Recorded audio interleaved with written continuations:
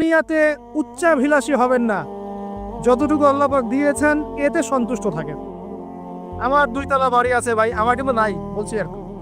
মনে করেন আমার 2 তলা বাড়ি আছে, আপনি এতে সন্তুষ্ট থাকেন। আপনার একজন স্ত্রী আছে, সন্তুষ্ট থাকে। আপনার একটা সুন্দর ব্যবসা আছে, সন্তুষ্ট থাকেন।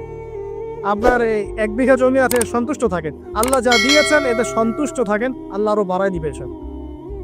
অসন্তুষ্ট থাকলে আপনার মনটা অস্থির হয়ে থাকবে, কিভাবে আরো বাড়াবো আরো বাড়াবো। দুনিয়ার নেশা যাকে পেয়ে বসবে তার মন কঠিন হয়ে যাবে।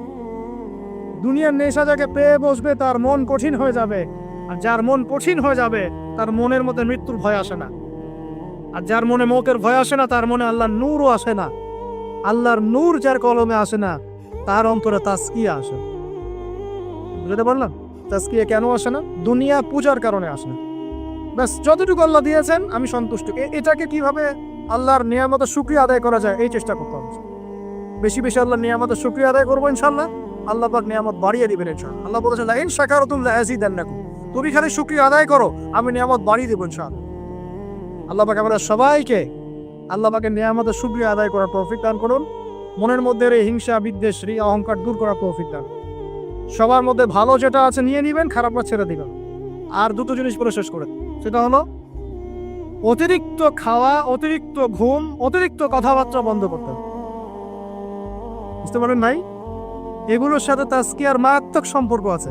আমি নিজে ফিল করতেছি। শোন, যেদিন খুব বেশি ভোজন হয়ে গেছে সেদিন ঘুম হয় বেশি, ইবাদতের স্বাদ কমে যায়, নামাজে উঠতে অলসতা লাগে।